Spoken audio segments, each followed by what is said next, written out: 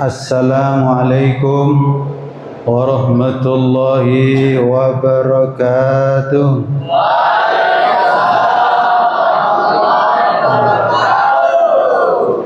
Alhamdulillahi rabbil alamin. Wassalatu wassalamu ala asyrafil anbiya'i wal mursalin Nabiyyina Muhammadin wa ala alihi wa sahbihi ajma'in. Asyhadu an la ilaha illallah wa asyhadu anna Muhammadan abduhu wa rasuluh. Abnai at-talabah, a'azzakumullah. Anak-anakku sekalian, kalian saya panggil anak. Kalian adalah at-talabah, penuntut ilmu. Maka kalian adalah insyaallah anak-anak dan dari kalangan umat Nabi Muhammad yang dimuliakan oleh Allah. Sekalian kalian sekarang kayaknya sama. Nanti kalian 20 tahun yang akan datang atau 30 tahun yang akan datang akan beda-beda. Dan itu ditentukan oleh ilmunya. Dan orang memang mendapatkan ilmu itu beda-beda. Beda-beda. Karena sangat tergantung dengan, nanti Ustadz atau Abah sebutkan apa yang sangat mempengaruhi, yang menentukan orang itu mendapatkan ilmu.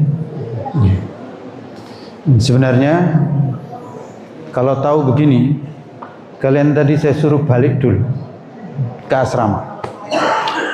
Tebak kira-kira Abah suruh balik kalian untuk ke asrama, ngambil apa? Hah? Nah, tahu kalian. Dan pen. Kok bisa kalian nggak bawa buku, nggak bawa pen? Ustaz, izin. Kok bisa kalian nggak bawa buku, nggak bawa pena? Padahal katanya mau belajar, menuntut ilmu. Bayangkan, kalau ada nelayan berangkat ke laut, lalu nggak bawa apa-apa.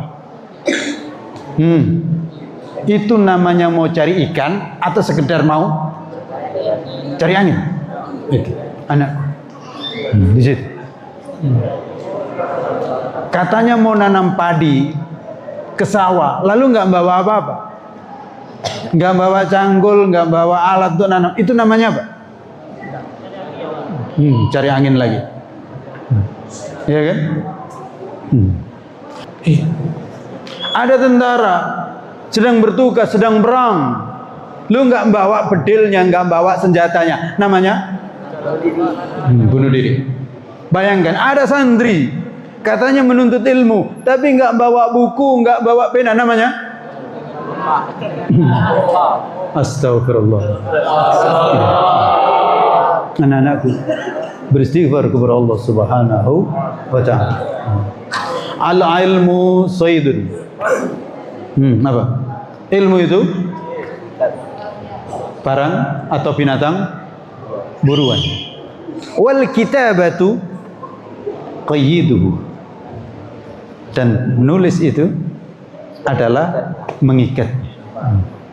Kalian berburu, dapat kijang, dapat burung, tapi kalian nggak bawa pengikat, terus antum letakkan begitu saja, gimana kira? Ya kamu. Itulah anak-anakku, belum pernah ada penuntut ilmu yang tidak membawa buku, tidak membawa alat. Cari, nggak akan ada. Kalian tahu betapa alimnya Imam Syafi'i. Itu ya izin kalian semua. Nggak begini, gitu. Nggak akan dia membawa tangan kosong. Imam Syafi'i, karena Imam Syafi'i yang mengatakan al-ilmu sayyidun wal kitabatu qayyiduhu. Oleh karena itu, kalau kalian masih jadi santri dan mau menuntut ilmu, maka kemanapun jangan dilupakan buku dan pena. Karena nggak bisa, ilmu hanya didengar nggak bisa. akan hilang. Emang kalian lebih pintar daripada Imam Syafi'i? Begitu. Satu. Itu. Jadi menuntut ilmu itu sangat ditentukan dia membawa alat tidak. Apa dulu nyantri juga. Setelah punya buku, setelah punya pena, satu yang apa? Tabung untuk mendapatkan sesuatu dalam rangka untuk menuntut ilmu. Tebak apa kira-kira? Alat rekam. Tape recorder. Itu apa? Kumpulkan uang 20.000 beli tape recorder. Apa gunakan untuk ngerekam kiai ketika khutbah? Karena khutbah Jumat rasanya kayaknya nggak enak bawa buku, ya kan? Khutbah Jumat bawa buku, bawa pena nggak enak. Maka kita titipkan tip di situ. Alhamdulillah. Gimana? Terpikir kalian? Itu anak-anak. Dan ini sekaligus ada yang merekam juga kan? Direkam. Begitu. Dulu apa suka ngerekam? Sekarang alhamdulillah tinggal ada yang ngerekam. Gimana? Dalam menuntut ilmu atau dalam mencari apa saja sangat ditentukan alat yang dipersiapkan. Mencari ikan bawa alat pancing. Dan akan dapat ikan seberapa mat pancing dan umpan yang disediakan. Ya. Sangat tergantung itu. Kalau mata pancingnya itu kecil dan umpannya kecil, cacing kecil, dapat iya, dapat ikan sepat. Iya. Sulit dapat ikan gabus yang besar. Iya. Dan juga sangat ditentukan dengan wadah yang dia persiapkan.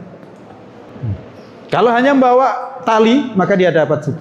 Kalau hanya bawa ember kecil, dia akan dapat sedikit. Dan kalau bawa kapal, maka nelayan akan mendapatkan ikan sebanyak 1 kapal.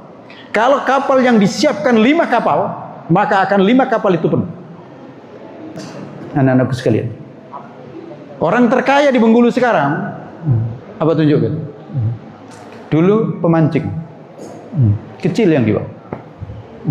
Lalu kemudian meningkatkan diri perahu, lalu kemudian kapal. Dan itu sekarang dia menguasai kapal perairan untuk mencari ikan di Bengkulu. Dan karena itu dia menjadi orang terkaya di Bengkulu ini sekarang.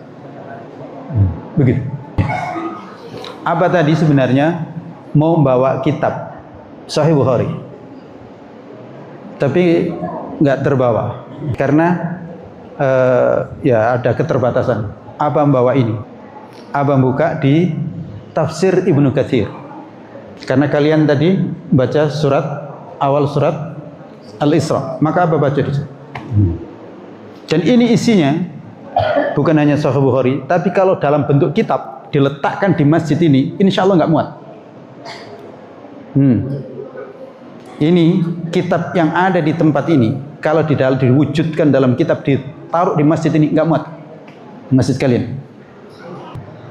Nah, anak-anakku sekalian, berikutnya, disinilah saya ingin masuk sejenak satu bagian sedikit, satu bagian kecil dari peristiwa Isra dan Mi'raj. Dan ini awalnya. Nanti sebelum kalian tidur, ingat-ingat yang kalian dapatkan sekarang, terus segera catat sebelum hilang. Ya. Apa tunjukkan? Ini Abu bacakan di Tafsir Ibnu Katsir. Biasakan nanti menyampaikan ilmu bukan sekedar yang diingat, tapi harus berdasarkan yang dicatat, dan yang dicatat itu dirujuk di mana dulu diambil. Kalau andaikan kalian catat, yang kalian catat tidak meleset. Di sini saya doakan kalian nanti menjadi ulama besar. Kenapa? Karena Imam Ghazali mengatakan nanti lacak di Ihya Ulumuddin. Hari ini banyak terjadi kerusakan. Ya. Dan alhamdulillah, Abah senang sekali melihat kalian masih muda di masjid, remaja di masjid.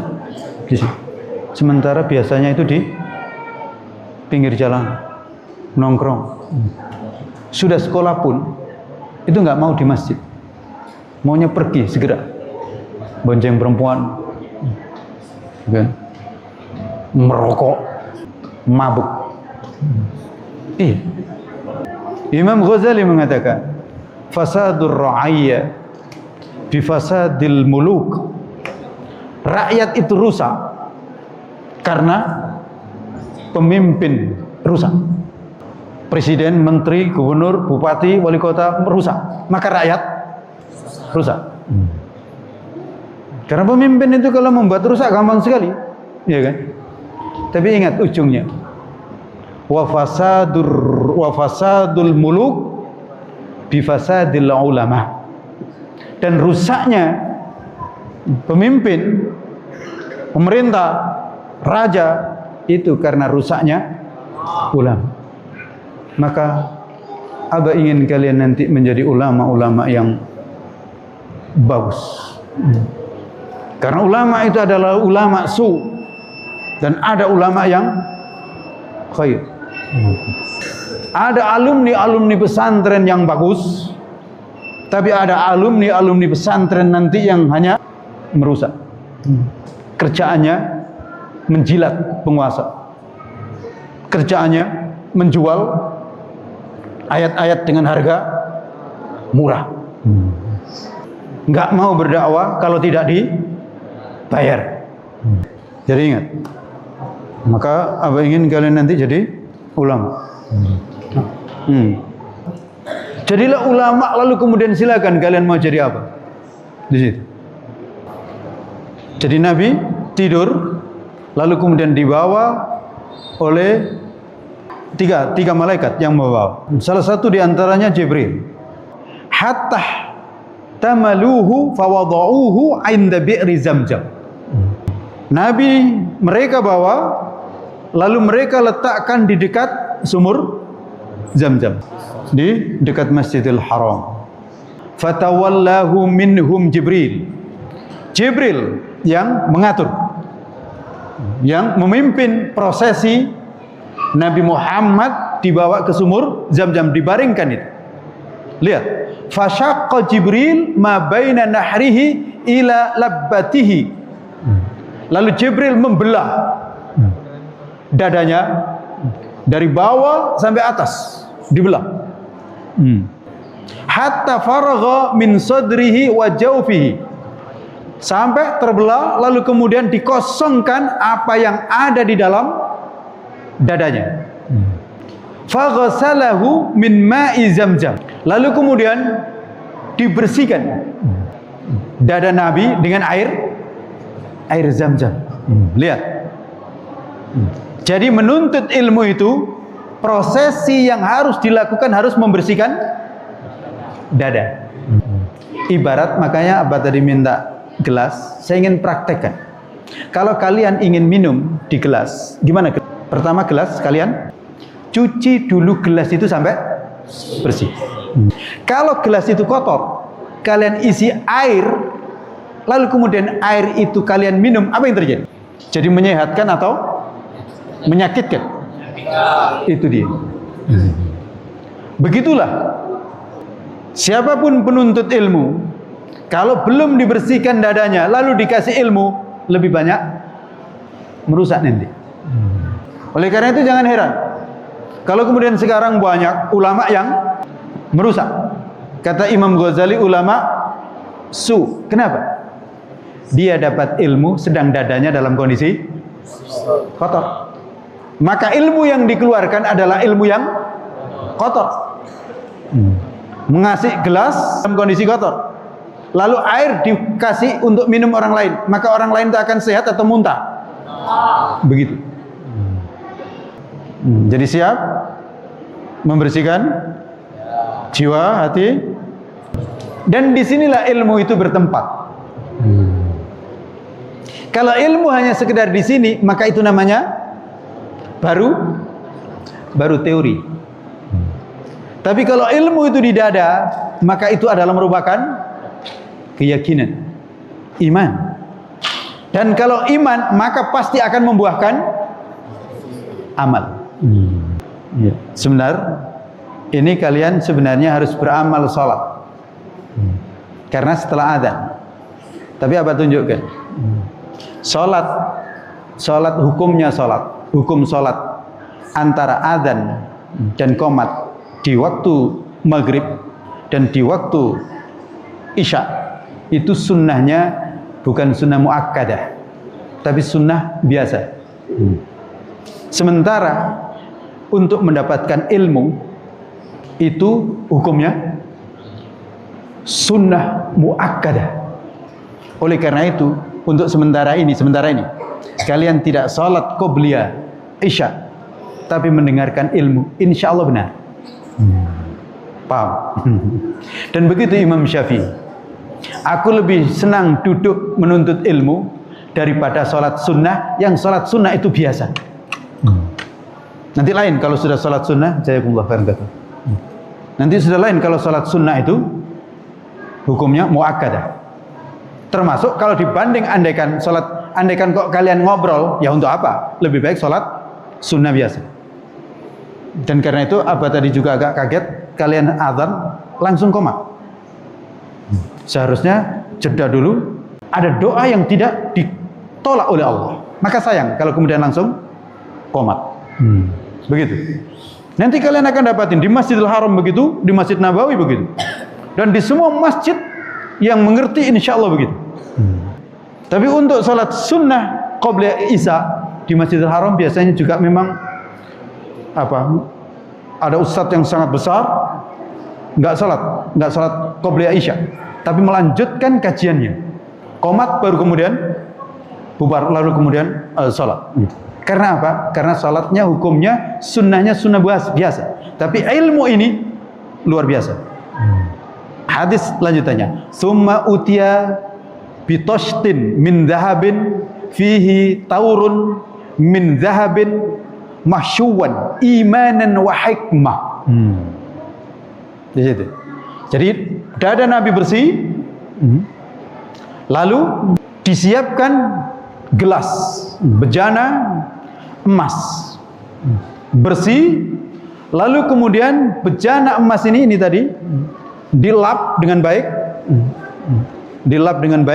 lalu kemudian mahsyuwan imanan wa hikmah, diisi dengan iman dan hikmah. Itulah prosesi Nabi mendapatkan ilmu. Dan ini tentu bukan hanya Nabi Muhammad, tapi begitu umatnya. Kalau umatnya ingin mendapatkan ilmu, maka persiapkan diri dengan sumber ilmu yang benar, yaitu iman dan hikmah. Hati kalian benar, lalu ilmu yang diberikan benar, yaitu ilmu yang bersumber Al-Quran dan Sunnah. Dengan perantara yang menyampaikannya adalah orang yang menyampaikan itu ibarat gelasnya. Gelasnya tadi itu dipilih gelas dari emas untuk Nabi. Maka orang yang menyampaikan harus orang yang benar, yang punya sanad sampai kepada Nabi Muhammad sallallahu alaihi wasallam. Maka pastikan nanti kalian mendapatkan ilmu. Dan insya Allah, apa tahu di sini ada Ustaz Syahrul, belajar di Al-Azhar Mesir. Abah juga punya guru juga dari Mesir, rata-rata Al-Azhar. Ustaz Ghazali sama guru-gurunya dengan guru Abah. Insya Allah sanadnya jelas ke sana. Pastikan. Dan nanti kalian boleh sebut, saya mendapatkan ilmu dari Ustaz Syahrul, dari Ustaz Ghazali, dan sanadnya begini. Sumbernya jelas. Waspada mendapatkan ilmu yang itu tidak jelas gelasnya dari mana. Gelasnya dari mana, dan tidak jelas apa yang disampaikan. Abah punya anak sudah lulus di Saudi, minta izin kepada saya, Abah di mana di Bengkulu ini yang boleh Ananda belajar Quran. Saya tunjukkan, belajarlah insya Allah di Bengkulu ini Ustaz Syahrul. Alhamdulillah sudah punya jadwal untuk belajar. Ya kan? Karena beliau hafal Qur'annya mungkin bagus dan punya sanad yang jelas. Dan lagi ini masih ada proses. Itu proses orang menuntut ilmu. Baru ketika ilmu kalian dapatkan, itulah seperti Nabi. Setelah ilmu didapatkan, baru Nabi diajak terbang. Nah, diajak terbang. Anak-anakku sekalian, sebelum kalian punya ilmu, jangan terbang dulu. Pastikan kalian sudah punya ilmu, baru terbang. Ya, pastikan kalian di sini sudah mendapatkan ilmu cukup, baru terbang.